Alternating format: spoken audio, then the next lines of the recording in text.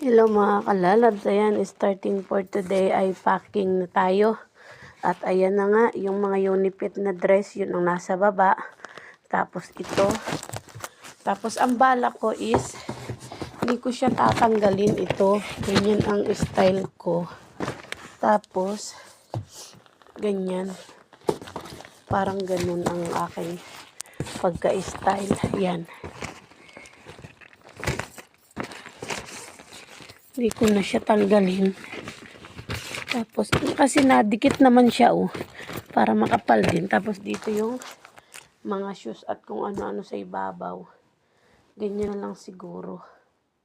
Yung aking style. Tapos, dito sa gilid, hindi ko alam kung anong pwedeng ilagay. Pero, ganyan yung naisip ko. Parang uunti lang may ilagay. Pag ganyan ang style, ang liit na agad, oh.